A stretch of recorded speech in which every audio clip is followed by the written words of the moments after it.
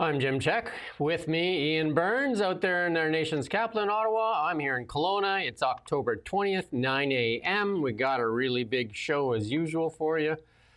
It's all about energy. Canada headed for economic winter. Trudeau back looking for praise. Carney continues to confuse. And the big one here, BC property rights being called into question. And no King's Rally that even happened in Canada. All that and a lot more on the really big show. We're going to kick it off, though. I'm just going to play this little clip because this is what it's all about. And I don't think a lot of people don't get this, but we've said it a million times on this show. It's all about energy. Here's Jensen Huang from NVIDIA. Of this industrial revolution. The way to think about AI is that in order for AI to be produced, you need a factory. That factory takes energy. This is one of the most important things that President Trump did for the technology industry here in the United States, is to recognize that energy is necessary for this industry to grow. President Trump's pro-energy initiatives has made it possible for us to sustain our growth. You take the energy, you put it into these AI factories, and it produces digital intelligence. We're about couple of $100 billion into this journey. We have trillions of dollars of AI infrastructure to build throughout the next decade. And so this is just in the very, very beginning part of that journey. We know that's good. I just wanted to, it's all about energy. And guess what Canada has? Lots of energy. But also land. Canada's got everything you need. Energy, land to build, you know, a decent road system and school system, health system, all the rest of it. Highly skilled workforce. With lots of universities, as our friend Lightning Rod says, lots of really skilled engineers and that kind of thing. But the one thing it doesn't have is cooperation from the political, top. Political will, right? The politics of it continue to stand in the way of progress here and developing on energy. We talk about it time and time again. We are our own worst enemy. We stand in the way because we have so much energy, and there's so much need for it. Here's the National Post putting out a piece: Canadian economy falling into recession, blames the Trump tariffs, and this is what the Crown Corporation forecasts. Development Canada is forecasting economic growth of just 9% for 2025. 0.9. And barely growing in the following year. I wonder if we could get 9%. I wish it was 9%. I said 0.9. I said 0.9. Oh, I didn't hear that. I did say the point. Yeah, 9% would be like crazy. That'd be like Turkey or something. Yeah, I mean, I don't think even the Turks get that. I don't know who gets 9% growth these days. China did briefly, didn't it? But they don't get anything near that nowadays. It's just unheard of in these dark times. We are our own worst enemies. And it just continues to be along the same path. And this is going to be kind of the theme for the show today. It's all about energy. It's all about energy and how we get in our own way. The Bank of Canada governor said he'll be humble in the next economic forecast, putting an emphasis on the risks. That's Tiff Macklin. It's surprising he still has his jobs. He's going to links the approach to continuing global uncertainty caused by, in part, U.S. trade policy. A lot of that caused by liberal policy over the decade. No Northern Gateway pipeline, no East-West pipeline, suppression of natural resources, 20 years to get a mine site built. Can we go on and on? The big fight right now with China in rare earth minerals, Canada could be a big supplier and refiner, because it's not really that the rare earth minerals are rare per se. It's not, that's kind of a misnomer. It's just that the processing them is a little cumbersome and takes some technical skill, and the Chinese have mastered that. It's also filthy. I think that's the main reason why the Chinese took over it, because it's absolutely, it's like devastating to the landscape, and it causes a lot of pollution. So it would make your emissions look bad. Because the Americans dominated it as recently as, I don't know, the 60s or 70s or something, like really not that long ago. The Americans were the completely dominant force in processing of rare earths. It could easily happen again, but you would have to face people like, or organizations like the Liberal Party and other kind of obstacles that refuse to allow that kind of thing to happen and prefer for it just to happen in China. Well, guess who just stuck up their hand there and said, like, we can do it for the Americans, and that is our friend that took over our canola exports as well. Our good friends there in Australia, Albanese. He said Australia can be relied on to fix China's rare earth mineral curbs. I just think it's the lay of the land right now. It's basically the only kind of country that can do this is an authoritarian country. So just because of the way that in the West, court system and various NGOs and lobbying groups, just the way that works, and even just the democratic system itself, where obviously people don't like to see rivers turn red and things like that. I mean, it's understandable. But the problem is somebody has to just take the bull by the horns and say, look, it's either do this kind of thing in Canada and the US and places like that, or it's just give up and let China win everything, really, and China will be the global hegemon. Those are the options. Well, apparently Albanese is the Australian Prime Minister is due to meet with Trump today, and he's going to pitch that the Australians can be the supplier of rare earth minerals. I mean, to be fair, almost anybody could, really. Canada could. Certainly Canada could. Yep. Yeah, Canada easily could.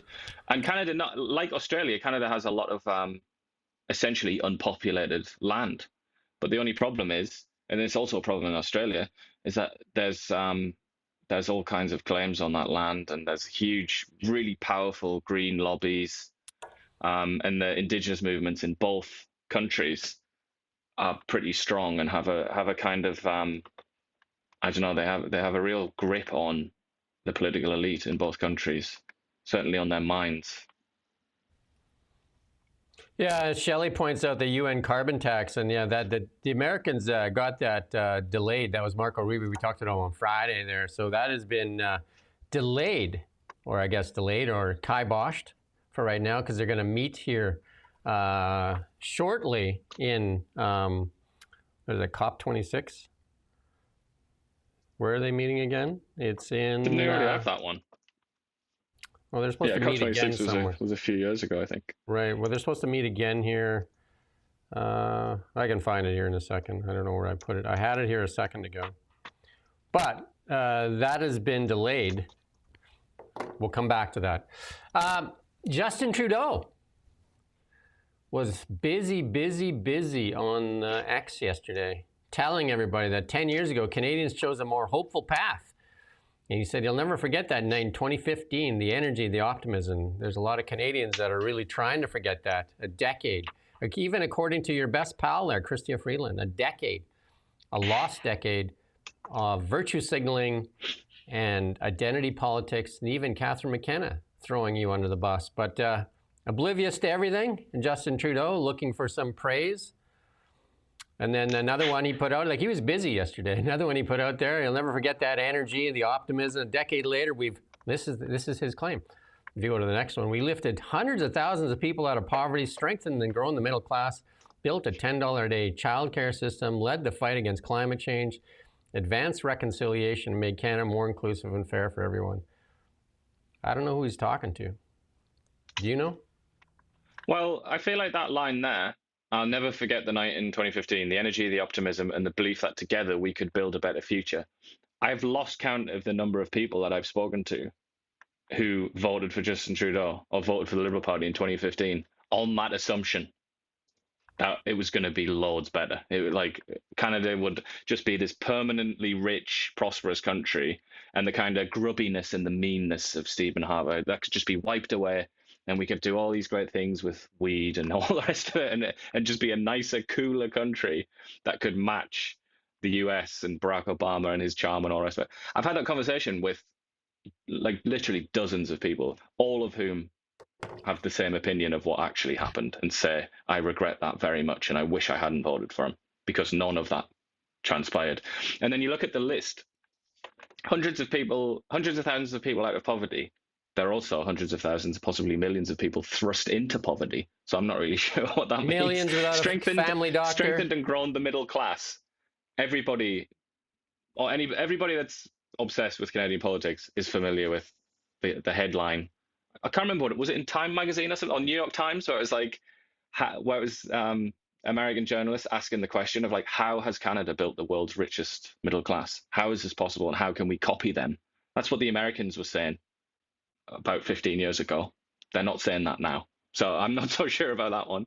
$10 a day childcare system. Yeah. If anybody knows anybody that's benefited from that, then I would like to hear from them. I think they're about as rare as griffins.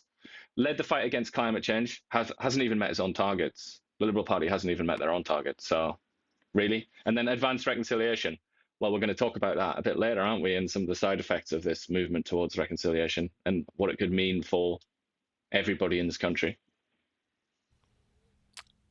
Yeah, I mean, you can pull up chart after chart. Record food bank usage, record Canadians that can't access a family doctor, skyrocketing rents, inflation. I mean, you can pull up chart after chart after chart of how this nation is. Well, I mean, we just talked about it at the top of the show, Canada in a recession. But he didn't stop there. He also went on to say, few people have done more to advance gender equality than Gloria Steinem. Her words, her work, her unwavering belief in justice shaped and changed minds. And you know, he pitched himself as a feminist. But how many times did he actually show just the opposite? Time after time after time. Well, right until the end. Right, including when he was pitching a new prime minister. Yeah. Well, and then while he was fired Chrystia simultaneously Freeland and asked her to pitch the budget anyway. Here, you do this as your last task, and then he bizarrely insulted the entire American electorate, didn't he? And said that they weren't prepared to vote for a woman. That's why Kamala Harris lost. And then proceeded to take the crown off his head and put it onto Mark Carney's head. So, whatever that means. I mean, look, Justin Trudeau, I feel like he is a bit scatty, isn't he? He's a bit scatterbrained. I think he's a bit all over the place. As David Eby said in reference to one of his policies, I think he's a bit daft.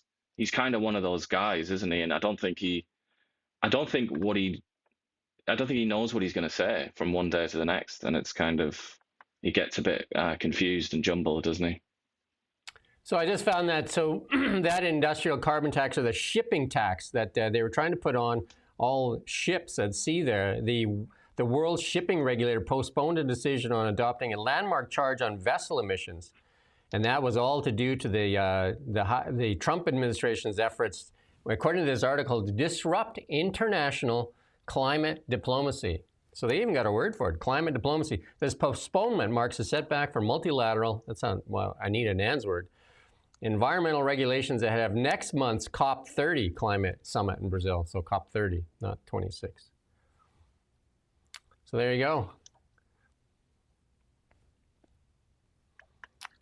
If Elon Musk builds that tunnel in the Bering Strait there, it's only 53 miles. I've done tons of research on that. That connect Alaska to Siberia is 53 miles. And the Musk has done many miles in Las Vegas there. And I think it's doable within, I'm going to get my facts better. I'm going to check it again. But less than a few $1 billion, which is like that pocket change that falls out of his pocket. And here's the thing. It'll go from weeks, like 4 weeks, to get something from one coastline to the other, to 20 minutes. And then rail from there. And then you've connected the eastern world to the western world. Huge. It would be very cool to think that you could theoretically travel from like South Africa all the way to Chile or something and like do the whole world. Yeah. But I don't know. I mean, realistically, not many people live in Alaska, and not many people live in Siberia either. So it'd be quite hard to maintain infrastructure like that. Usually big infrastructure like that needs a population around it to kind of, I think the have any population chance of coming off. The population might be optimists and a bunch of trains, high-speed rail, moving stuff at lightning speed. Yeah, well, maybe the robots will do it for us. Robots in parkas.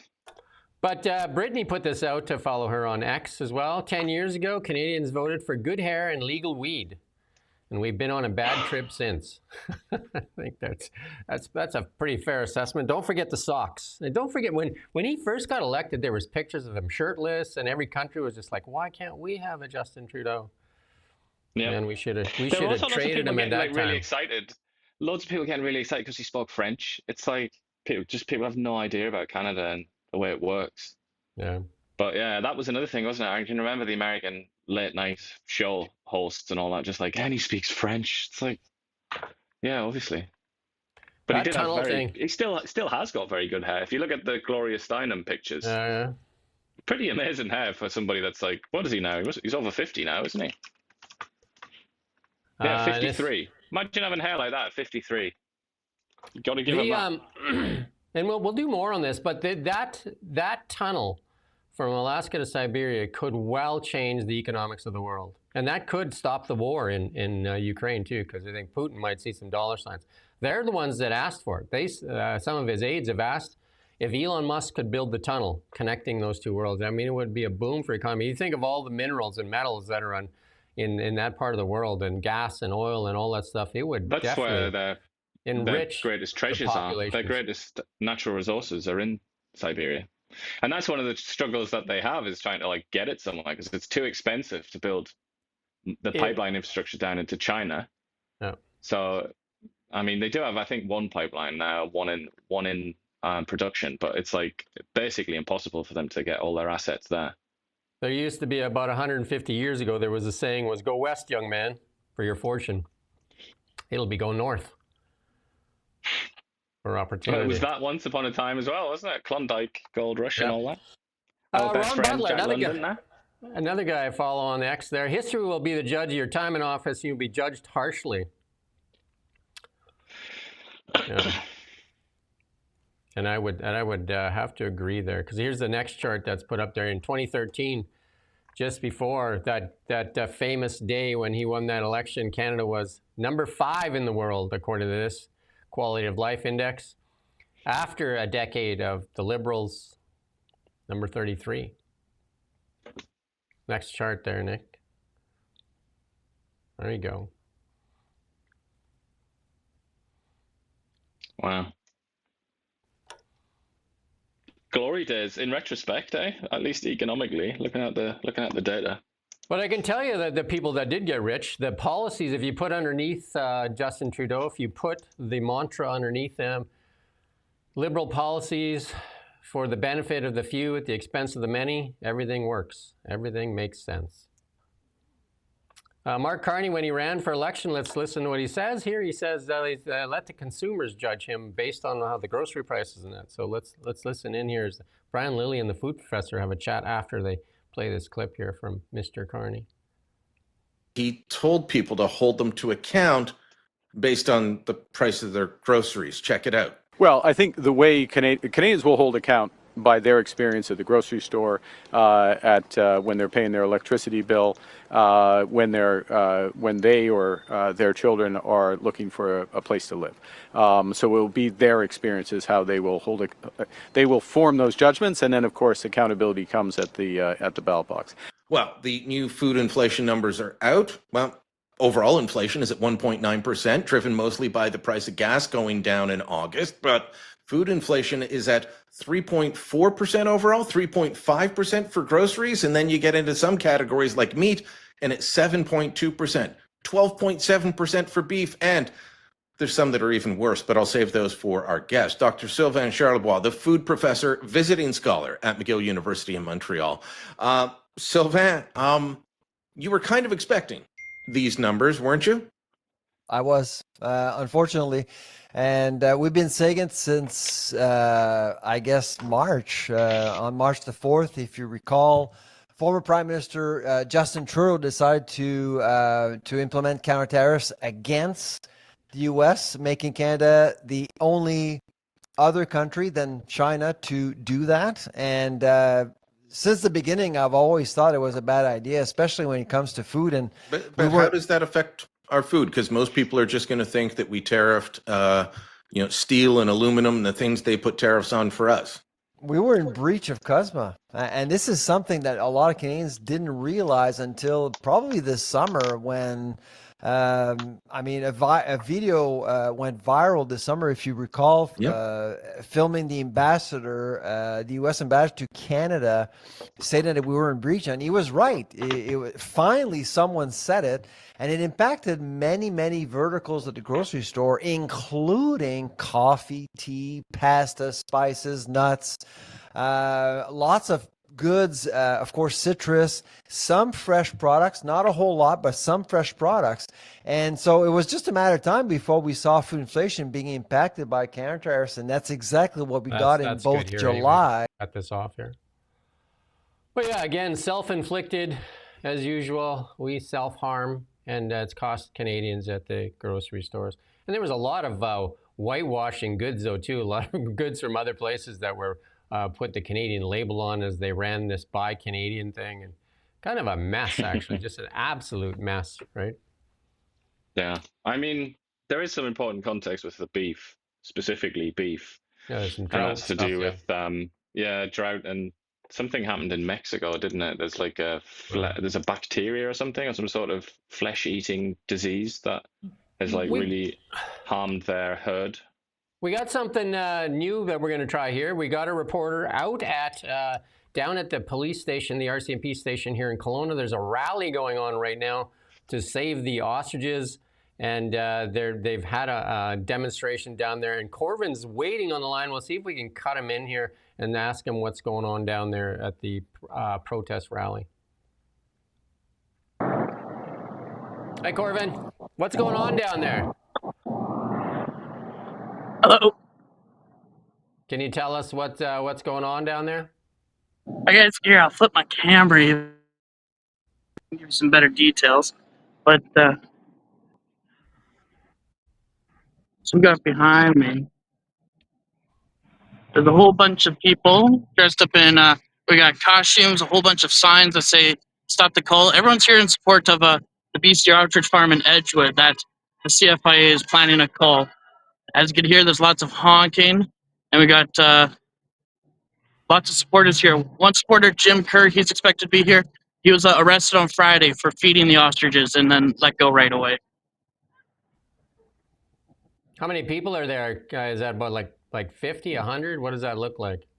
I'd say right now we're at about 50, but it's growing pretty quick. It's only been on for about 20 minutes. And did you get to talk to anybody down there, like Blake or Jim Kerr? Or? Yeah, I spoke to Blake, and he said the goal of today is to raise awareness of the event because the farm is so tucked into the mountains. I imagine you're going to put a story together. We'll let you do that, and we look forward to your story later and your comments from Blake and Jim Kerr there on Save the Ostriches in a protest rally going on right now down there at the RCMP station here in Kelowna. We're going to go back to our show. Thanks, Corvin. No problem. And he's back. So yeah, so that Save the Ostriches protest rally going on. I mean, everybody seems to want to dress in costumes. We're going to talk about it later. The King's Rally, too. It seems like, what's with the costumes? I don't get it. But hey, I guess it's a... Well, one thing we've learned from this news story is that people really like ostriches. It's definitely been like, there's that core group that have been very attached to this cause. We've asked for a live stream interview from several of them and yet to get to anything. So, I mean, they text me and they tell me about what's going on, but they don't seem to want to go and do an interview, though. Yeah, I think they're pretty busy, aren't they? And they're quite sort of stressed out with the cops and everything. But yeah, I don't know. I mean, they also in the age of social media, they get to kind of speak to the camera, don't they? And they don't have to be interpreted by anybody. And maybe a lot of them prefer that. I think somebody said something about why not try Antarctica too, but I think the key thing about the Bering Strait thing is 53 miles. That's doable. That's not very far at all. 53 miles. And I've experienced. I think that part of the ocean. And I've been in the boring tunnels twice now in Las Vegas. They are actually absolutely remarkable. You can move around Las Vegas like lickety-split there in these boring tunnels. And if you ever get a chance to go look on the Boring Company, which is Neil Musk company, these big round wheels that just kind of just like work by themselves, and they just cut and move dirt. They use them in Switzerland too. Some other company has something like similar to that. But you and I said this is way back. Obviously, Pierre Poilievre and his team watch our show, because you said this back when Mark Carney made that speech about George Orwell. And here's Pierre Poilievre picking up on it. I'm going to play this small clip here.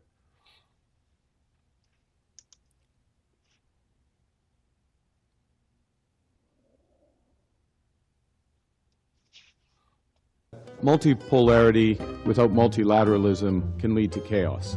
It certainly cannot achieve the Sustainable Development Goals, and that is catalyzing financial instruments using risk mitigation tools to better allocate risk between the public and private sector. There's a lot of words there. What it basically means is recycling the balance sheets of our international financial institutions. So all of those activities that catalyze in flows towards the SDGs. I will reference the work that has been done and needs to be completed on a cross-border carbon market, which could close 1/3 of the climate finance gap between now and 2035. Didn't understand a word he just said. That's okay. I don't think he did either. That's good. You see, people who call them... I think Pierre goes on to say, can't understand. We said the same thing. As soon as he played that, just like, what was that? And I'm in finance. I'm a CPA, and I no clue what he's saying there. Not a clue. And I think that's intentional. He actually really did say exactly what we said as well, where he said, it seems, I think it's just the next thing that he says in this little video. He says, you know, the reason that you couldn't understand that is because that's what he wants. He doesn't want you to understand that, because he wants to he wants to behave in a covert fashion and hide underneath his words. And yeah, he cites politics in the English language. I mean, I'm not going to credit his loyal viewership of this show to politics in the English language, because I have heard him talk about that before. But yeah, I mean, when I saw that clip, I was like, have you been watching this, Pierre? But then again, this has been one of Pierre's positions for ages. So I think it just seemed to fall in line. Tell that the way he speaks, that's not by accident. No. The way Poilievre speaks, I mean, Poilievre speaks as he does and writes as he does, very much on purpose. And that is to be as clear as possible. And like I've said this many times, it's probably the most admirable attribute of the man. It's really commendable. It is, and then the opposite is true of Mark Carney. Like most of the time, it's a word salad, and I would say that's intentional as well, because he is very intelligent, and obviously he knows how to articulate a point, and he intentionally doesn't articulate it. But you have to do it consciously, and that's what that essay is about, politics in the English language. I try to read that a couple of times every year, because it's almost like it's like a biblical passage or something like that. It's like a moral that you try and insert into your mind repeatedly. And it's not the only essay that Orwell wrote of that kind. There's also another one called In Front of Your Nose, which is more related to politics. But that's also relevant always and should just be read again and again and again. But politics in the English language, you can get it anywhere. It's like, just Google it.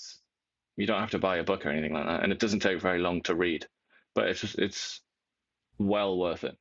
But that's the thing. Like Carney, you say he's intelligent. Obviously he is, isn't he?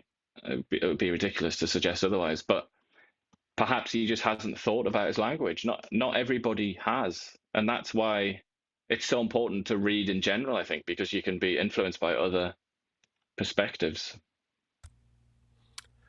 Yeah, I think it's intentional to confuse. I mean, they talk about Team Canada, yet all the provinces seem to be fighting with each other.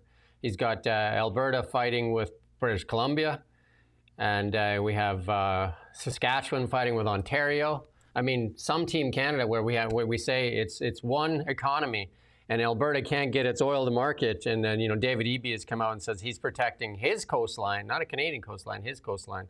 And then this graphic's out floating around on the internet here. Here's this. If BC can protect the coast, they'd say it's its own. Why can't Alberta say go around if you want to truck goods to Ontario? It's just a small journey around, isn't it? You just have to go down to the Panama Canal, come up and around, and then seems fair. Okay? Or maybe in the future, you can go up the Pacific coast, get yourself into the tunnel across from Russia to Alaska, And then come go all the way through back the around. north and into Hudson Bay, and then you can come down into Ontario that way. So either we're a nation or we're not. I mean, that question has to be asked. And then, if we were in front of Mark Carney, we would ask it: is Canada a nation or not? Is it a Canadian coastline, or is it a British Columbia coastline? And do the interior provinces have access to ports to ship their goods, the goods they see fit to ship, not the goods that somebody else doesn't see fit to ship? I mean, every province should determine its own trade goods. There seems to be a world market for it, isn't there? People have been asking for it.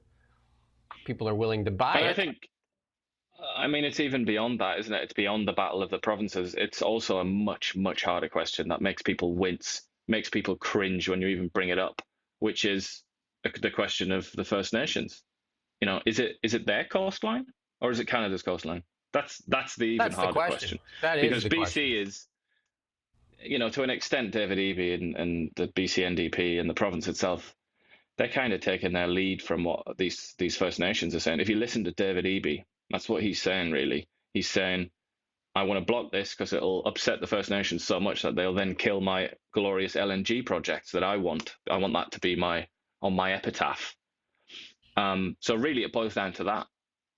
Is it Canada's Pacific Coast, or is it the First Nations Pacific Coast? Because we kind of have to have an answer to that question at some point, even though it might be quite difficult to provide one. It definitely needs to be answered because, the contradiction's steady. They stand at the podium, talk about one economy, Team Canada, where you need to invest in Canada. And then here's the contradictions. We got Alberta fighting with British Columbia over access to a coastline. You got Scott Moe fighting with Doug Ford on tariffs. He wants the tariffs removed, and that would kill the auto sector. And there's no Mark Carney stepping in and saying, whoa, no fighting, guys. I'll decide. None of that. And the same thing, we got to invest in Canada. Meanwhile, he moved Brookfield to the United States. Most of his assets are in the United States. He hasn't moved any of them back to show leadership. Or just patriotism. Yeah. Not even leadership, just patriotism. Patriotism means doing a certain thing, whether or not it benefits you, whether or not number goes up and number goes down. You do it because you love your country and you think it's the best thing for your country. But what they are doing, even though it's a minor, in the grand scheme, Mark Carney might have quite a lot of money, but in the grand scheme, it's not of particular importance to Canada, is it? But still, it would be a gesture, wouldn't it?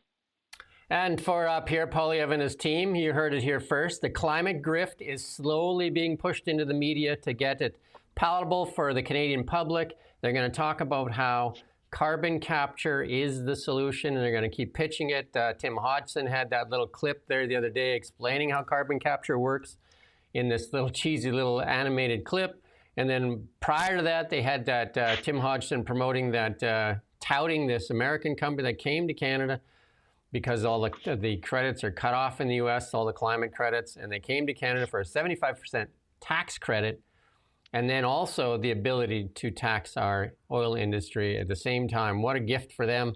And then if you go look at BAM's website, Brookfield Asset Management, you're going to find carbon credits all over it, and that's the thing they're going to pitch and sell here. And guess who's going to profit from selling carbon credits? And again, the climate grift is the trees do a much better job, and you don't have to inject it into a deep well. You heard it here first. Climate grifting, it'll be carbon capture will be the new buzzword that the Liberals will slowly drip out to the CBC and their other mouthpiece, CTV, and that'll be the kind of the buzzwords and how this is such innovative technology and how Canadians really need to adopt it and have world leadership in it. It's easy to lead in an area that nobody else wants to venture into.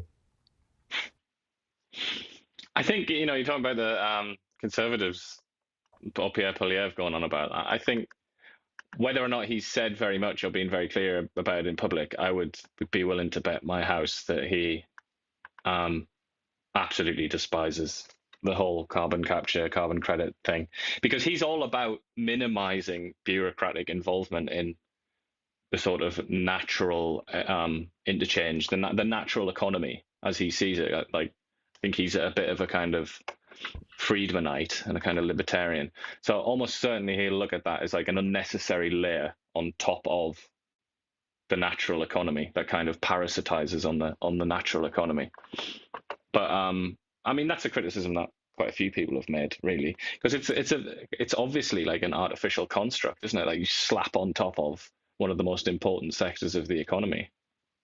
Yeah, and we played that clip there, I think it was last week, with Anita Anand when she came out. Canada has what the world wants, and the first thing out of her mouth was wind. It just shows you where this is going. It's just absolute nonsense. And it just, like, I mean, is it to confuse people? Are they confused? Who's confused here? Because I don't know if anybody's calling up Canada for wind. But one thing that the Liberals are good at is just like waste of money, fraud, abuse of that old taxpayer. So here's an audit. A federal agency responsible for $60 million in a ArriveCam program has yet to fill the gaps. Why bother, right? To fill gaps in fraud detection, warned the auditors. An in-house report faulted Canada Border Service agents for being slow to tighten controls after the ArriveCam irregularities. And they said the gaps are there and had not been met for over a year, while a new integrity framework was not fully yet in place, despite increasing concerns around the integrity of the agency procurement in 2023. Why bother? Fraud risk said the agency in a typical year processes 70 million travelers and 135 million commercial shipments and collects $39 billion in tariffs. Given the extensive scale of the agency operations, fraud, either alleged or proven, can undermine its ability to meet its mandate and deliver services to Canadians. But why even bother trying to make this a priority? I mean, it speaks to a broader kind of lax approach to the border, the Canadian border, really. It doesn't seem to be... in a way, in so many ways, Canada is still living in the old world. You know, we hear Melanie Joly, as she discovered a couple of weeks ago, that the world is changing. It often feels like Canada's still in that old world, you know, the kind of 1990s or early 2000s world. And you can't be stuck there. You can't be stuck in the past, especially when it comes to things like your border.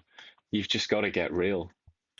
If you're watching, feel free to comment. We interact with the comments. We're on every morning at 9 a.m. We are definitely not the mouthpiece like CBC and CTV for the Liberal Party of Canada. Just the opposite, I guess. And if you could help us share it. They took away our audience with 200,000 with Bill C-18, and that still continues. Like, it just blows my mind on that as well. But here's this, though. The average employee in the federal government makes some decent coin, 136,000 a year. Here's a little chart for you, right? There's 441,000 people, and this has grown, right? Like, the size of this workforce continues to grow, and they do okay. And then if you look at some of the recent hires there, the new agencies that Mark Carney filled with some of his buddies, they seem to be doing A-okay as well, over $500,000 each just in salary, and then there's bonuses, and then there's travel and cars and everything. It's kind of, it never stops amazing me, really, that in this country, not the only country, but I mean, it seems to be particularly bad that in this country, public service workers get better conditions than people in the private sector. That's just completely the wrong way around, isn't it? It's and you wonder why the federal employees are basically a lock when they did that Pierre's riding, when they redistricted, whatever they call it. They why federal employees vote for the Liberals, because one talks about cutting and the other one talks about filling the pockets, right? There you go. Well, it's almost like a lobby, isn't it, now, the civil service or civil servants together. They're almost like they're like a lobby, or like a kind of a group that you have to appease. But they're part of the Liberal coalition, whether they wanted that to happen or not. That's kind of become a truism now, hasn't it? So this one here, this is another one from Holly Owens. The Blacklocks, political aides would not comment after Prime Minister Mark Carney told a podcaster he'd have police arrest Benjamin Netanyahu if he visited Canada. the Department of Foreign Affairs has recently, on October 8th, expressed no interest in the question and called it a matter for the courts. But Mark Carney, when asked, he just said yes. It was just his basic answer. He didn't try to pussyfoot around, and so he really wanted to. That was the one he made clear. That was, I'd say, one answer that I can remember that he actually made clear. Amazing, wasn't it? Yeah, imagine if we could get that kind of clarity from him on something like the Online News Act, or BC the pipeline, ferries, or something or the pipeline. Like that. Will you build a pipeline? Yeah. Or the economy in general, yeah. It was amazing to see that, and the way that he answered that so quickly and clearly and sort of candidly makes me think that he'd already rehearsed that. Even Trudeau pussyfooted around. He never threatened arrest. His only public comment in November 22nd, he said that he would respect international law. But it's the odd part, and we talked about this on Friday, the odd part in this whole thing is he's the one that picked up the phone and begged Trump if he could come to Egypt, be part of this peace deal. Like, he wants to be part of that room. And that peace deal is between Gaza, or the Palestinians, and the Israelis. So, like, how, like, obviously he wasn't going to Israel, right? Because I don't think Netanyahu would, I don't know if they asked him if he'd get arrested there, but just wild. You would assume, and it certainly seems to be the case, that Israel-Canada relations are just, like, in the gutter, aren't they, right now? And presumably the Liberal Party sort of higher-ups that have decided on this path, they've made the calculation that it's, we're getting more than we're losing in this situation. But I wouldn't be so sure. I'm not sure. Because Israel is not just a random tiny country. Like, it is a very important country in so many ways. So to completely alienate the Israelis, I don't know. Is that really to our benefit, Mr. Carney? Well, he seemed to be adamant about it. And at the same time, that's, like, even this relationship with Trump, like, it seems one moment there, he's just basically, you couldn't find best buds. And then he does things that are definitely, that go against what Trump would find acceptable. So it's really kind of like puzzling for sure. And then here's, this is from one of the MPs. A Conservative motion tomorrow would force the Liberal government to release details of the deal made with Stellantis. The Liberals have handed billions to Stellantis. Now Stellantis is handing over 3,000 jobs to Trump's America. And so they want those documents. And what are the chances we get to see those documents? Might get to see them in the 2040s, if you're lucky. No. Yeah, it'll be surprising. I think I had anyway, it's crazy. And the CBC is like finally recognizing they have no audience left, yet they do get $1.55 billion. And now they've got a 5-year plan to win back non-users and dissatisfied users. But Peter Menzies, who we've actually gotten, you did the interview with Peter Menzies, didn't you? He's a media, or maybe you didn't. No, I don't think so. But he's against Bill C-18 as well, the former vice chair of CRTC. It's very difficult for anybody in Toronto to be making sound decisions. What are the interests of viewers, readers, and listeners in Western Canada, rural parts of Ontario?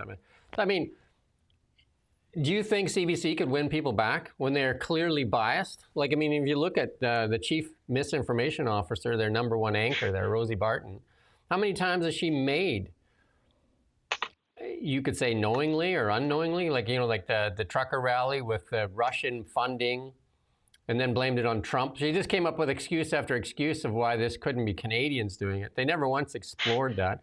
Even this serious allegation that Pierre Poilievre has made, it's a serious allegation that, calling for the arrest of a former prime minister. And instead of going and saying, okay, maybe there's something there, we should look at that too. I mean, at the same time, you could go and discredit what he said, but on the other side of that, shouldn't you look into it? You would think, no? That would, yeah, you would think that. But it's, as for the question, a lot of people in this article as well, a lot of people are asking that question, like, is it realistic? Like, can CBC actually win people back? Because it's not just dissatisfied users and like people in Western Canada, it's also young people. Immigrants is another one. which for some reason they call newcomers, but immigrants. So they're not bothered about CBC. It doesn't offer them anything. They're not the voice of Canada. The infection has spread to all parts of the body, hasn't it, with CBC? And I don't really know if it's not just a case of giving them, it's not just a course of antibiotics. I think they need dramatic. That young man they hired, surgery. Travis, which was, he says that he was a DEI hire, Travis there. And then he wanted to interview Pierre Poilievre, and they wouldn't let him, and they basically fired him, but they say he's not fired. What a mess they made with that one as well. I mean, it's clear to see where the CBC is going. Just watch it for 5 minutes, and then just how far they have fallen.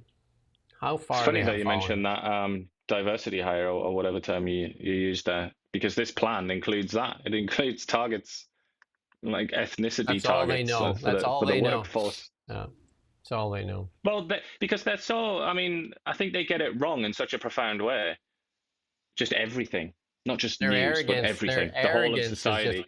They get it so wrong that they think, all right, there's a lot of people who aren't white in Canada now, right? So what should we do how do we appeal to them? It's like, all right, let's get people who aren't white and put them in front of the camera. That'll work.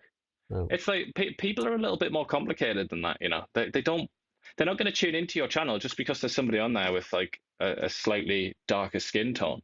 That's not how human beings work. But I mean, it's that paternalistic approach, isn't it? And I think there is something to that, complaining about Toronto and sort of Eastern Canada, because there are a lot of very out of touch people there. If you look at some of the things, they could make a list. The GEM, they won't release the data for the GEM subscribers. They say it's during the leadership debate, they're the ones that said they felt their lives were threatened, because Rebel beat them to the microphone, and then they said their lives were endangered, and so they had to somehow block. They called independent journalists like us. They lumped all of in there independent. They said we're not even journalists, right? Because they said that obviously unless you're like the CBC worthy, then like what business do you have asking questions of candidates? They are absolutely. And how many stories did they do on Bill C-18? No, they just stick their face in the trough. They got during an election. I mean, this should be questioned as well. During the election, Mark Carney promised them a $150 million raise. During the election cycle, that Pierre Poilievre said he's going to defund them. One says, I'm going to defund you. The other says, I'm going to fill your trough. They win. The first thing that the CBC executive did was give the executive team a raise. Not reporters. They gave the executive team a raise, almost like a reward for helping Mark Carney and the Liberals win the election. Yep. So somebody asked here, Joel, or Joe, can't tell what his name is there. Anyway, he asks, I've heard that if you spend 1,095 days in Canada, then you become a citizen of Canada. That's how would CBC diagnose that? They would say partially true. It is fundamentally true. If you're a permanent resident and you spend 1,095 days in Canada as a permanent resident, you become entitled to citizenship. Yeah. And I can tell you that because I did that myself not so long ago. So young people are struggling to find entry-level jobs. It's going to get worse. The evolution of artificial intelligence has made finding a job a lot more difficult for young, especially the entry-level jobs. Well, experienced workers are having seen their employment levels stay steady or even grow. People aged 15 to 24 are suffering from the highest unemployment in Canada in 15 years. It's not instead they're trying to just blame it all on AI. It also has to do with record immigration. But AI definitely not helping in that regard. Sorry, Matt. Just got some breaking news there. Amelia Boltby, the MLA for Penticton area, isn't it? BC Conservative. She's just resigned from the BC Conservatives and asked for John Rustad to resign. So we may be now, this might be the initial tremors of the earthquake that's going to bring John Rustad down, which I think most people can see coming. Yeah, I did that interview last week with Corinne Kirkpatrick that started a new party called Centre BC. And she says she's making phone calls, and she says she hopes that she can win people over, not just from the Conservative Party, but also the NDP, and bring people back to the center. She has a party of one right now. There's a poll, but I think we'll probably talk about it later. There's a poll having them putting them on 3% or something like that, which is quite amazing because I can't imagine anybody really knows who they are. They're just looking at the word center, aren't they? Probably and saying, "Yeah, go on then." I spent close to an hour with Corinne. It was a good interview. And it upset someone in the newsroom was pointing out that it upset some guy that works for the BC Conservatives or something like that, who's like angry about his own party collapsing before our eyes. But this all seems to me to be trending towards the possibility of yet another election. I mean, if you're sat there in BC NDP headquarters and looking at this, you're probably thinking like, yeah, go on then. I'll take advantage of their I think they're rubbing their hands in it. Weakness. And I asked that question of conservative MLAs as well. Like, I mean, as bad as the NDP is doing, EB can just point over there and say, well, you know, you may think we're doing bad, but look over there. You want that? Exactly. And yeah, that poll seems to suggest as well that people think that they're really put off by that. And here's this Mark Nixon, another guy I follow out there. He says, here's the documents for the green slush funds. He says, this is a joke, actually. The Liberals have finally released the documents. That's how we'll get the documents for Stellantis as well, likely.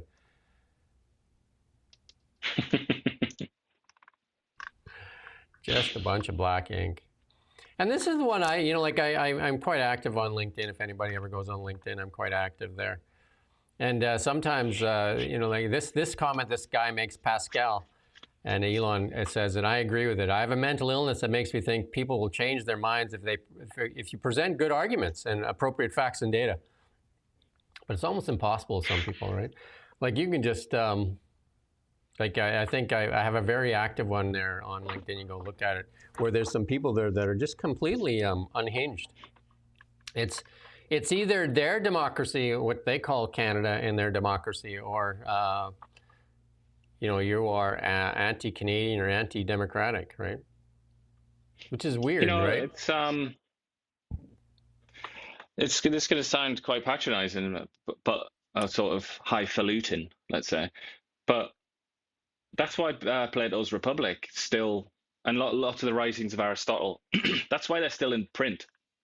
Because you read that, and they were talking about this 2,500 years ago. Like, how is it possible to have a true democracy, for example, like where everybody has a vote, everybody takes part in governing the country?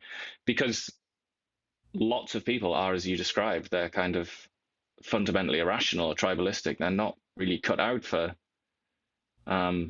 rulership. But I mean, it makes me feel more comfortable, at least, to know that people 2,500 years ago were talking about this exact thing. And I think Elon Musk as well takes a certain amount of consolation from that as well. One of the I would say one of the negatives that I picked up from my discussion with Corinne is the same thing that you and I have said about Kevin Falcon. Too wishy-washy. Because I asked her that question, is Canada a nation? We seem to be going round and round and round in circles. I think it's a simple question. Is Canada a nation or a collection of provinces? And that if you want to be run for leadership of a party or anything, best just be able to answer simple questions like that, no? Is Canada a nation? She said she was Canadian first, didn't she? At the end, but that was after spinning around and around and around and around and around, just like get to it, right? Get to the answer. There's a lot, though. I mean, somebody here says, she's, I'm done with progressive politics. So thereby saying that Centre BC is just another progressive party. I think there is something to that. There's a lot of, if you look at, for example, what's going on in America now, where the Republican Party is trying to move past progressivism, progressive politics. It's really trying to invent a new kind of philosophy or politics, or bring a new one into the mainstream in America.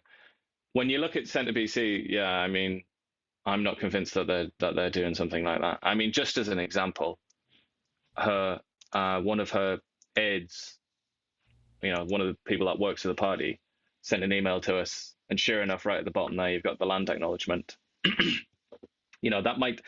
That's as normal as just breathing air to a lot of people in British Columbia. they don't seem to realize that that is very much an aspect of progressivism and progressive politics. It's very recent, it's very new, and by the standards of, you know, even the last couple of 100 years, even 50 years, it's kind of quite extreme as well. It's on the extreme end of the progressive, you know, on the I can't think of the word, but you know what I mean. This other one from Elon Musk there too, where he retweeted God Sod. He's a Canadian, God Sod there. He said his daughter's class going to a school trip to New York City. Many of the parents are incredibly upset the school would visit the United States, where there is a daily genocide of women, trans people, and people of color.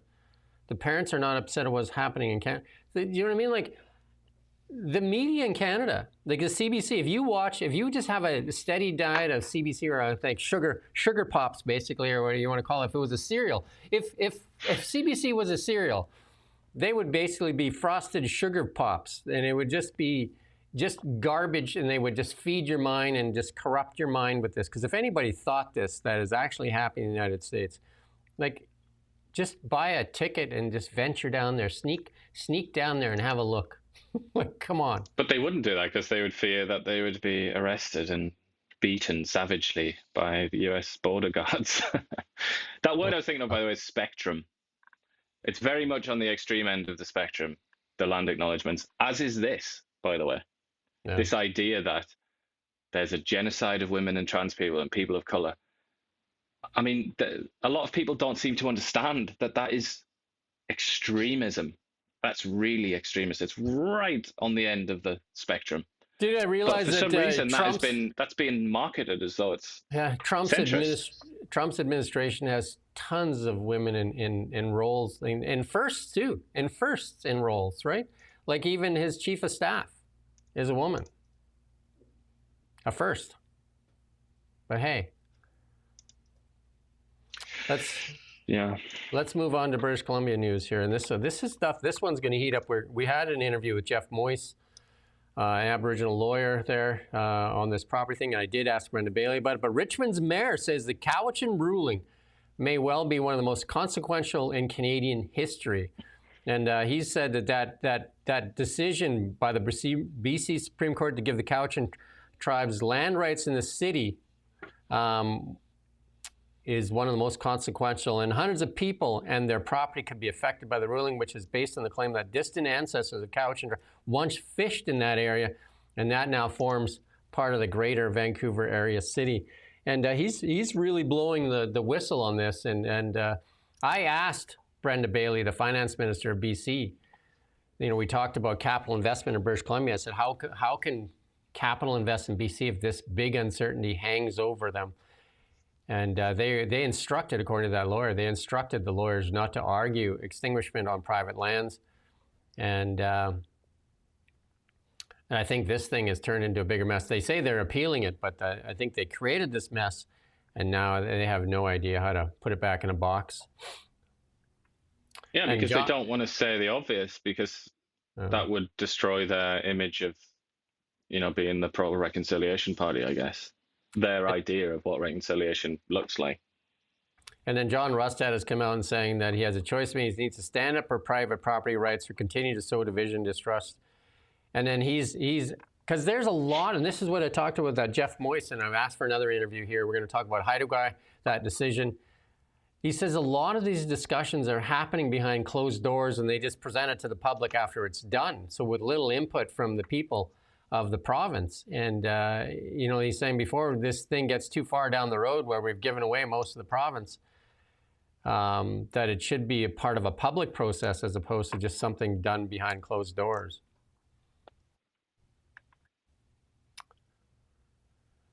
And Eleanor Sturko coming out as well. She was the one that was booted from the party by John Rustad recently, a very strong voice for that party. She's also calling for property that justifiably concerned by that recent decision. This thing, it just seems, I mean, you and I, we were talking about, we've done interviews on this, several of them actually. There's a couple of really good interviews with Jeff Moyse that really explain this. And it's just starting to heat up now, though, and we did those a couple of weeks ago, right? But this thing is starting to percolate at a very high level here. We got a copy of the letter that the mayor sent out there. You want to put that copy of that letter up? I think it's the next one there. No, the next one. And then I guess there's a map. I don't have the map, but it says, given the serious implications of this court decision pending appeal, the city is hosting an information session to be held October 28th at 7 p.m. at the Richmond City Hall. So I imagine that's going to be packed. I imagine that will be a packed house. Yeah, you would think so, wouldn't you? I mean, surely even the people that aren't inside of the green square on that map, they have to see which way the wind is blowing. If you go back and watch, start to defend themselves. You can go back and you can search Jeff Moyes. You can go watch that interview I did with them. Basically, those lands that the court awarded title or co-title or whatever they want to call it on these lands have a cloud over them, like they're be impossible to sell. Like who would buy them? And it includes private land. And there's also land that has, I think it's a Walmart on there and a couple other stores, and then some City of Richmond lands as well. It's about 780 acres, I believe. And so far. The mayor and there's more of these cases. There's more of these cases before the courts right now. Yeah. But the mayor's come out and he said, I'm pretty confident that this will be all right. I've heard a few people say that. Like, I'm confident this will get sorted out through the courts. But the problem is, it's going to be years because the courts operate so slowly. The Supreme Court won't even hear it, according to Jeff, until this, completes its process here in the BC Supreme Court, which could take years still, right? Like this could be 5 to 7 years before the Supreme Court of Canada even hears this case, because right now they would refuse to hear it, he said, because it hasn't gone all the way through. Yeah, I would be very interested to learn the sale price of properties within that area over the next few years while this hangs over. Well, the ones that are already like in this decision would be almost impossible to sell. You'd have to be a fool to buy it. Unless you just had loads of money lying around and you were very confident that and they give you Supreme 10 cents Court on the dollar or something like that. Of fee simple. Yeah. But I've talked to developers as well, and they said that they will take their money where there's certainty, and it isn't in British Columbia right now. And this is what we're seeing over and over. And I asked those same questions of Brenda Bailey. And I don't know if they know how to answer the question. It's a good interview, too. Go watch that interview with Brenda Bailey. It's a really good interview. That was an interview we begged for. Begged and begged and begged and begged. And we asked for 30 minutes. And then we ended up getting, I think, 12 minutes. But here's this poll, though. As bad as the NDP is doing with decriminalization, healthcare, man, we could make a list and we could go all day long, right? Investment in British Columbia, all these things. John Rustad has made it easy for David Eby. But even the BC Greens at 8%. And then that one, Emily Lone, the 25-year-old there, we're trying to get an interview with her as well. But she wants to obliterate billionaires. So Jimmy Pattison, you better pack up, buddy. Well, you still can pack a suitcase. Dallas, they've had higher than that, though, haven't they? They've had considerably more vote share than that in the past, the BC Greens. Dallas Brody pulling up the bottom of that there, right? But yeah, remarkable. Centre BC, I'm convinced that 3% is just because of the word centre. But like we were just talking there, weren't we? Just talking about this dark shadow cast over Richmond. It's not just Richmond, is it? It's British Columbia. This dark shadow caused by uncertain property rights. And that stems from what they call reconciliation, which is, this attempt to create a modern country and all the rest of it and reconcile with the indigenous populations.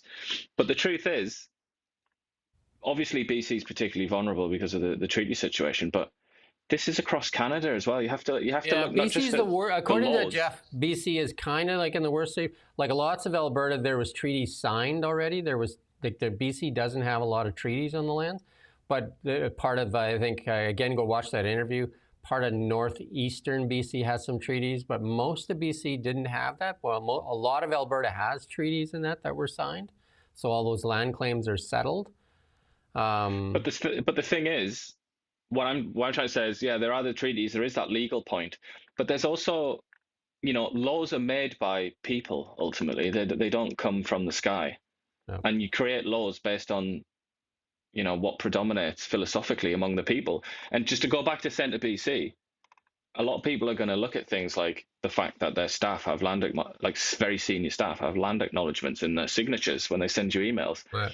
They're going to look at things like that, and they're going to, they're going to maybe say, "Are you really centrist?" Because obviously that attitude of land acknowledgements, I know it's a tiny thing, it's futile. Lots of people like to joke about how stupid it is, but that sort of contributes to the overall culture in a society.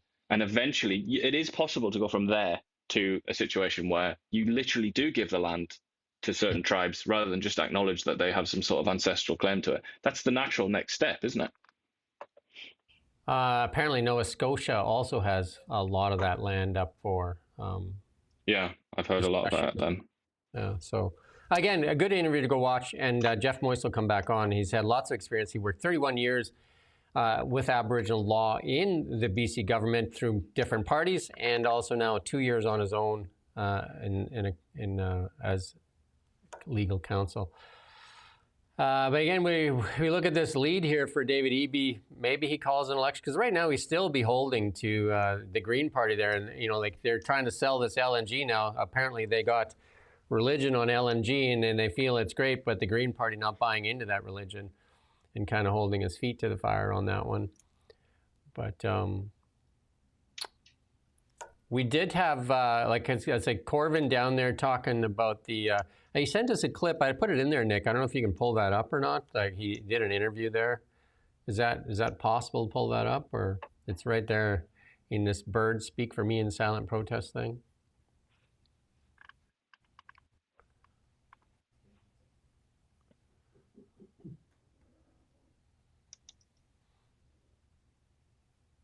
Yeah, nice poster there. Is that AI, do you reckon? Looks like an oil painting, doesn't it? Yeah. I don't know, is that bird part of the No Kings rally because it's got the blue hair, ostriches? Yeah, okay, we're going to play a little clip here. We'll see how long we go with it. What's going on today, and why did you decide to put this together? It's just everything going on at the farm, everybody knows. And then 3 days ago, Jim Kerr got arrested for feeding birds. He didn't cross a yellow line. He fed birds and got arrested. And I snapped. And here we are. There's more people coming. What is the goal of today? The goal is just awareness. The farm is so isolated. I mean, a lot of people go there, but not nearly enough. And the internet's powerful, but this is the largest center within an arm's reach of Edgewood. So we can just get visible. Let's tell the RCMP how disappointed we are that they are enabling the CFIA to do what they're doing. The CFIA are the ultimate bad guys, but they are the bad guys. We're supposed to be able to trust the RCMP, and clearly we can't. They work for us. They protect us until the government tells them to attack us, and that's what they've done. There you go. Corbin will have that story up later on KelownaNow.com. And sounds like some of those people might be in danger of getting their bank accounts frozen there, honking in front of the RCMP station. Justin Trudeau, if you're listening, you have some unfinished work to do. International news. This is President Trump on Air Force One. He always... Caitlin Collins has said, if you're on Air Force One, you're not sleeping. The guy's up all the time, taking questions from the press. Not like Canada, right? You get one question, he storms away. And we don't get any questions. And we don't get any emails answered. But Trump loves the microphone. And here's his little clip here on the No Kings rally. Protest over the weekend, the No Kings protest. I think it's a joke. I looked at the people. They're not representative of this country. And I looked at all the brand new signs paid for, I guess it was paid for by Soros and other radical left lunatics. It looks like it was. We're checking it out.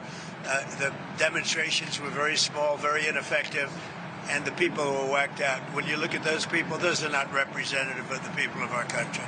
Mr. President, besides San Francisco... And by the way, I'm not a king.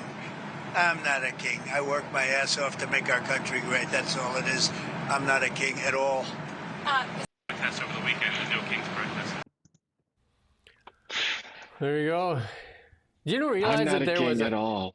Did you realize there was a No Kings rally in Toronto, in a country that has a king? As well. Do you know what I mean? Yeah. They were protesting a No King rally for Trump in a country that has a king, King Charles. They don't even see the irony of it. The king was in Ottawa a few months ago. Yeah, no rally. There was a rally. There was a huge supportive crowd when he was here. Yeah. So and then there was one of these No Kings rallies. I want to know about the crossover. How many people attended both rallies? This is what I mean. They've lost the plot and their minds, because it was covered by CBC. Actually sent a reporter to the United States to Washington D.C. to cover the rally. CBC sent a reporter to Washington to cover the No Kings rally. And you can see a lot of the left-leaning outlets trying to cover up, well, it was really a lot bigger earlier, but, a lot of people have already left. Some people, Gavin Newsom there was trying to put it out there with 7 million people, and just this absolute gaslighting. And again, the irony of the whole thing, you have to look at this and say, in Canada, in Toronto, they had a No Kings rally in a country where they would have been there attending the king when he attended Ottawa. You can't even make it up. There's an actual country that has a king odd, isn't it? Protesting the president of the United States, who was duly elected in the United States, by the way. He says he won it all, and it was the biggest win ever. All 7 swing states. And Kamala Harris said it was the closest election ever. The Americans are a little bit silly, aren't they? In my humble opinion. If there are any Americans out there, but at the rally, but you are very silly about this Kings thing, and it goes back to George III. And most Americans have no idea what George III was like or what his actual policies were. He wasn't a tyrant at all. I mean, he was pretty feeble, actually, if you look at kings throughout history. But it's propaganda put out by Thomas Paine, an Englishman, contemporaneous propaganda at the time. He tried to create this idea in the heads of the colonists that the king was a tyrant. It's a lot of cobblers. And the Democrats released that little, or was it the Democrats? I think it was, released that little video where it's like the founding fathers. I don't know if you saw that. It's like animation. No. And it's the founding fathers fighting for liberty and all the rest of it against tyranny. It's all just mythological nonsense, really. And you would expect Canadians, of all people, you'd expect Canadians would be onto that. Well, I watched an interview where they were interviewing, one of these left-leaning outlets was interviewing a dinosaur at the No Kings rally. And they had to jam the microphone, this big puffed up balloon head. They had to jam the mic up into the snout of this blow-up dinosaur. These are the people that are at these, I saw a lot of dinosaurs, a lot of costumes. It was like a cosplay thing, the one that I watched one of those clips, and it was like the lunatic fringe then gets to go out again and dress up and use their costumes more than once a year for these rallies. And then some of them even said, I get paid to be here. I'm just like, okay, that's awesome. Right? I hope that it was a T-Rex costume, because obviously Rex it means king. So that would at least be appropriate. It was more of a white Barney the dinosaur, but it wasn't a purple one. Right. Apparently Barney's a bad thing now, right? But albino Barney. Here's your friend, Keir Starmer. Keir Starmer has crashed and burned a supermajority in just over 1. And just a little chart there. Keir, I think things aren't looking great. Definitely not. And there's something going on now. There's something really quite consequential bubbling under the surface in British politics related to China. And this trial that's gone on, and I mean it's quite complex. But right now there's an accusation against Starmer that he signed off on a document, and if he did, that it could potentially sink him imminently. So I love. But I mean, he's so unpopular. He's just extraordinarily unpopular. Can you give us the impression of Keir Starmer telling you that we've had freedom of speech forever? Donald, I just have to butt in here, Donald. The best thing about that is he says something like that. He's like, Donald, we've had freedom of speech since 1215, actually. Just completely misunderstands the history of his own country. And then Donald Trump comes out and says, I just love that beautiful voice, that beautiful accent. It's like, I mean, the audacity of Donald Trump to take the P out of somebody stood right next to him in that fashion. I just find that so funny. He is definitely a, you know what I mean? Like, we need some leadership in, we're straight talking. Daniel Smith's a straight talker. She's definitely a straight talker. Pierre Poilievre's straight talker. Usually, Poilievre is. He does dodge questions, and it makes it all the ugly and all the more obnoxious and obvious when Pierre Poilievre tries to dodge a question, because he doesn't usually do that, does he? And I don't know about Danielle Smith. I don't think I've followed her closely enough, but generally speaking, yeah, I think she's a straight talker, and sure. so Scott Moe. You know what? And she has the courage, and she's doing town halls. Like David Eby, do some town halls, do some interviews. Can you imagine that? That would be exciting, wouldn't it? And this is a thing from Elon Musk, because there were some tweets out there showing that China is kicking. If you take SpaceX out of the equation for payload mass to space this year, China is beating the United States. Well, I mean, SpaceX is carrying the load. Again, this is the guy that the Liberal Party and the NDP would like to vilify, and the Green Party of BC wants to obliterate him by, taking all his money away.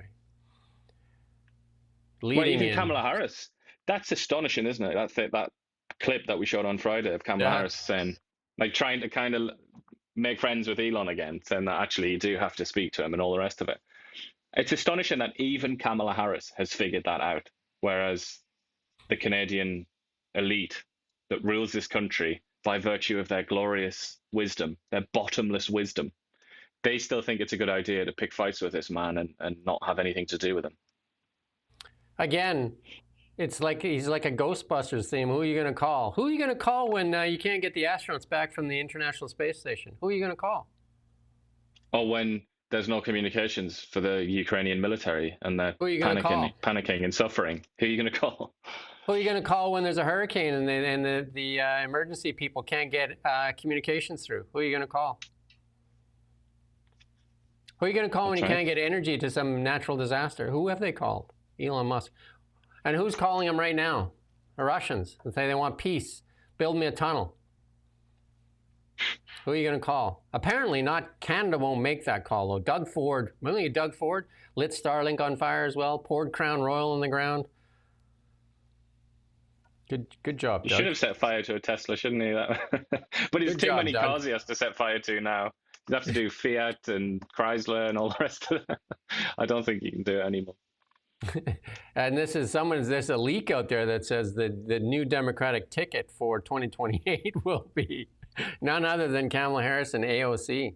And he said, if there is a God. It would be entertaining for sure. She keeps getting mentioned though, AOC, as though it's like that there's an inevitability that she's going to end up on the ticket either next time or the time after that. I'm not so sure. She's a very divisive character. She is the female Justin Trudeau. She is charismatic and can appeal to people. She sells nonsense to people, and she figured out social media. But other than that, I mean, it's just empty promises But here we got a couple of clips before we're done. We're almost done here. We got a couple of clips. These are funny though. So here's a lady here with she's got a Burger King there. It says no, say no to kings. So she's got a picture of a Burger King there. There's a whole bunch of reporters, the independent reporters, that want to ask questions of these people. Listen in here. No King's Day. And why specifically are you out supporting No King's Day? I think protest is important. Why are you protesting? How much time do you have? A couple minutes. And what's the main reason you're out here protesting President Trump? I agree with a lot of the decisions that are being made. Is there any decision in particular you disagree with? Okay, so I would start with, well, I don't even think it's appropriate for me to have this interview. So what brings you out today? There you go. No King. So apparently, Like this is, I've seen this question asked so many times this weekend, and you got the same answer from most people. They're not even sure whether. Somebody said, "Well, I get paid," and apparently the sign is. I would think that's a Burger King. Is that what that is? Wouldn't you say that? Yeah, I would say so. How did the Burger King? I think one of the Republican senators went to, or congressman went to Burger King and was eating a Burger King. He said, "If you don't want a king," and then Trump trolled them like two big trolls. One he put out there and says, "Thank you for defending the presidency, saying that there'll be no kings in the United States." That was one of his trolls. And the other one was where he actually gets in a fighter jet and drops poop on all the protesters. I mean, that is just absurd, isn't it? Quite unbecoming of America's head of state. But it's become, you talk about AOC being smart with social media. This second Trump presidency is he is as well, but this second Trump presidency has been very, very interesting in its social media approach, and it has been quite effective. If there is a king, he is definitely the king of the troll. No doubt about that. Yeah. That is, but this, I just wanted to go back to her excuse there. Like, I don't think it's appropriate. Isn't it just so sad? This is a trite comment that I'm going to make here, but I'm going to make it anyway. Isn't it so sad that we have that kind of like HR language that's just penetrated every aspect of our lives? I mean, I find it agony, because we started this show talking about George Orwell and politics in the English language. What would George Orwell think of that? And then of course we have to put the queen of the troll up, and she's got the final word today. And she's getting rid of the king. So this king is a very weak king because he allowed the protest to happen, right? And he allowed people to do all kinds of, what kind of king is that? I've seen worse kings. But look what she did to the king. Here, right at the end, let's play this clip from none other than Nancy Pelosi. We're going to tear up the crown. We're going to tear up. Just like that, dressed as Big Bird. Hey, yeah, just like that, she ended the kingdom. And there was like I say, this mythologizing from the Americans. Very silly. There was at least 3 people in the background. You could hear them clapping and shouting.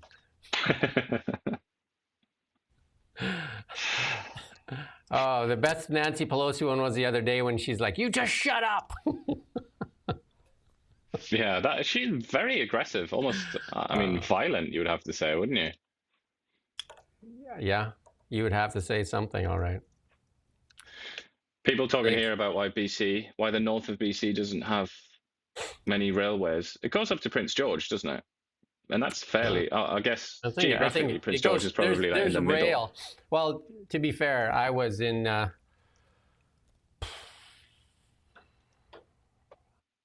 rail, yeah,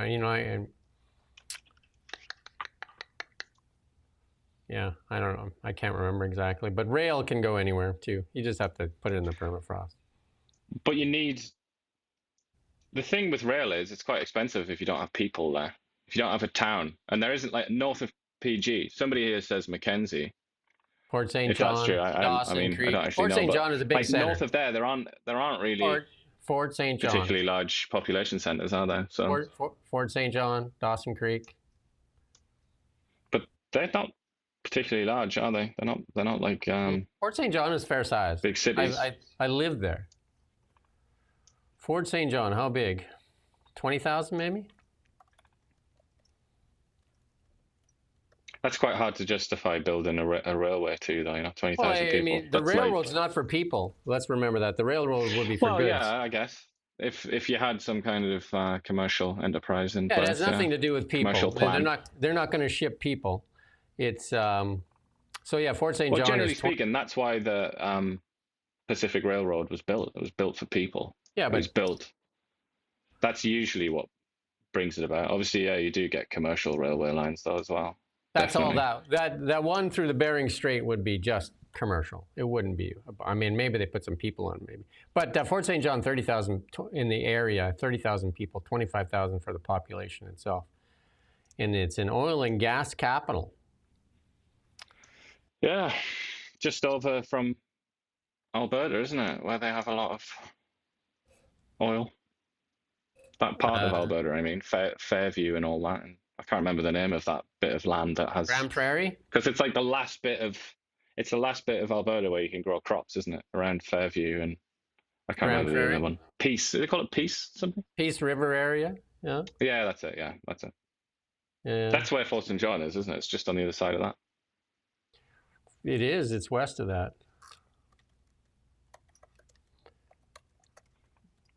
You know, the cool thing is that you have this thing called ChatGPT now. You know, like when somebody tries to tell you talk. Someone tells you a typical, you know, lie, you can just look it up, right? Now, Fort Nelson is the westernmost northern terminal, and Quebec and Yukon. It's almost like an extension of the U.S., isn't it? If you get rid of the border, it's hard to tell where the U.S. stops and Canada starts because it's just an extension of the U.S. population density. Yeah, and then the permafrost obviously makes it because you know, like you get those frost heaves. And if you ever I've driven northern Alberta there in the winter. It's like a roller coaster sometimes. Yeah. Anyway, but this is Canada's Achilles heel, isn't it? It's the fact that the population, like the best comparison to another country that Canada has, or one of the best, is Chile, isn't it? It's like Chile but turned horizontal. That's what Canada is in many ways, and it's really hard to create transport links thousands of miles across, isn't it? It's kind of, and that's another thing we talk about Pierre Poilievre and how clear he speaks and things like that. Sometimes he is quite misleading, like when he talks about how Canada's got the most land in the world. Second, like, not really. That's a bit silly. Second, but he most says the landmass. When he sells that point. When he brings up that point, he says we've got the most land in the world, but we, house prices are some of the most expensive. That's the way he phrases that point. Yeah. But I'm not sure how many people that works on because obviously you can't realistically expect to build suburbs up there and like Nunavut and stuff like that, can you? Yeah, a lot of the if you took the density of where most of the population lives, it lives on that bottom little piece, right? That most of the population is right there, smack up against the border. You know? Yep, and the best part of Canada for expansion, like north and in other directions, is the prairies, isn't it? It's Alberta and Saskatchewan. That's the place where you can grow crops, and it's flat land. I mean, obviously it's pretty cold, but you can theoretically have expansion there and communities there. Well, most of those communities all sprung up from resources, all from natural resources. Yep. And I'm just waiting for this map to load here, and then that's our show. It's 10:30 though too. It's a bit longer show, but we do thank you for bearing with us here. But there is a better tomorrow if we just fight for it. How's that? But Justin Trudeau definitely tried to make himself relevant again this last couple of days. I don't know what he was looking for. Maybe he was trying to show off to his new girlfriend, Katy Perry, the astronaut. She's had quite an interesting life so far, hasn't she, Katy Perry? Very interesting taste in men. One tried to be the leader of the free world and tell the world how to operate, and then one tried to tell the world she's an astronaut. The great pretenders. Well, is it that Russell Brand, like, really, because he was married to her, wasn't he? But he was terrible. The things he said about her, that she was just like immensely dumb or something. Pretty harsh. But I would like to know what kind of conversations they're having. Yeah, I think somebody said the Russians have railways. Yeah, the Siberia. Like that's the punishment in Russia, right?